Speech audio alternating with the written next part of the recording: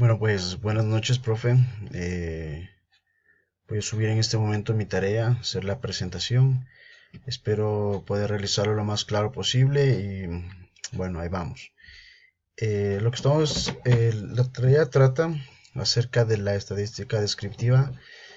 Voy a hacer una pequeña presentación. Lo realicé en la plataforma Prezi. Espero le, espero ser lo más claro posible, ¿ya? Entonces empiezo con la estadística descriptiva. Pues este tipo de estadística, como usted dijo, profe, en clase, nos permite tomar unas decisiones no tan técnicas, ¿sí? En sí la estadística descriptiva toma funciones que no son tan detalladas. Se puede llegar a tomar pues una, una idea básica, por decirlo así, acerca de esta técnica, ¿sí? Esta técnica nos, nos indica una muestra de datos, ¿sí? De una, lo que básicamente esta técnica de la estadística hace, pues es separar la población, ¿no? En todo lo que nosotros querramos estudiar, pues un poco de ello es el marco poblacional, lo que se estudia, pues el marco poblacional es el objetivo o el análisis que nosotros necesitamos para crear diferentes tipos de poblaciones, o sea, de lo que se quiere estudiar. Puse aquí unos ejemplos, puede ser salarios, eh, pueden ser edades, pueden ser clases sociales, ¿sí? Entonces el objetivo básicamente de la estadística descriptiva es analizar pequeñas, analizar a las poblaciones y claro, un pedazo de ella, digámoslo así. Sí, entonces para ello nosotros tenemos dos tipos de poblaciones, que es la población infinita y la población finita. La población infinita es cuando no podemos conocer el número de la población real, ya que es muy complicado, no se tiene un dato exacto, es por decirlo un estudio súper amplio de una población muy grande, ¿no? Y la población finita, que es cuando queremos estudiar pues básicamente un número pequeño, un aula de clase o qué sé yo, los tres primeros cursos de un colegio. Entonces es un número más pequeño, donde claro, nosotros podemos también tener ya un dato exacto acerca de lo que queremos estudiar, ¿sí? Entonces, como dice la imagen, la población se clasifica en la finita contable y la infinita no contable, ¿sí? Entonces, en la infinita contable se puede determinar y contar un número indicado de la población, y en cuanto, claro, la infinita es totalmente diferente, ¿no? Es algo que no tiene límite, algo que realmente no podemos contar, pero bueno, eh, es algo infinito.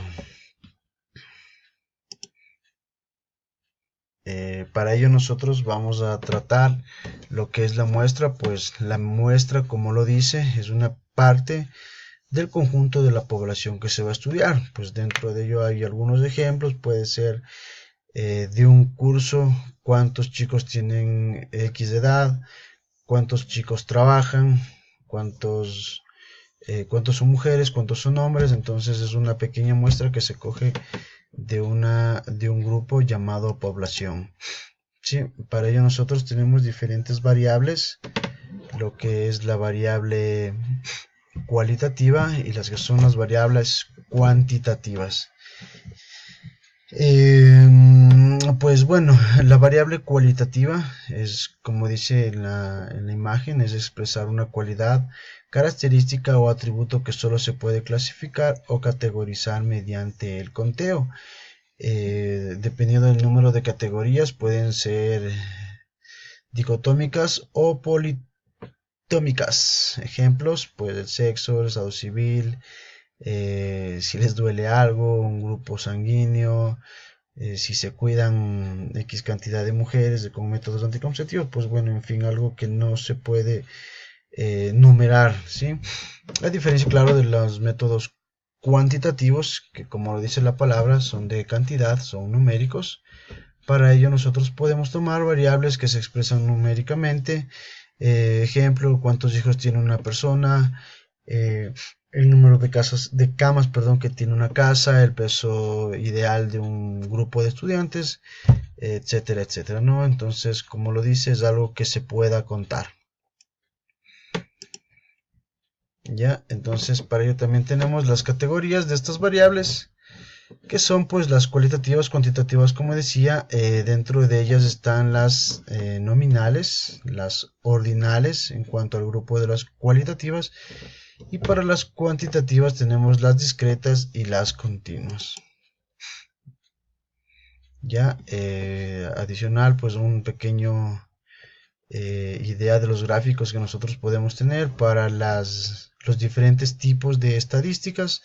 Como le dijo en clase, profesor, no todos los gráficos sirven para todos los tipos de estadísticas. Hay diferentes modelos y hay diferentes momentos en los que se debe de usar los diferentes tipos de gráficos.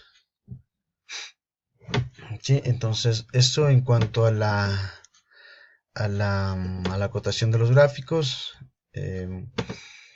Nosotros tenemos también lo que son las distribuciones de frecuencias, ¿sí? Que es una definición. Tenemos exactamente 5 definiciones, 5 pequeñas distribuciones. Tenemos el intervalo de clase, que es como lo dice en la gráfica, que lo tomé de la clase, de su clase profesor.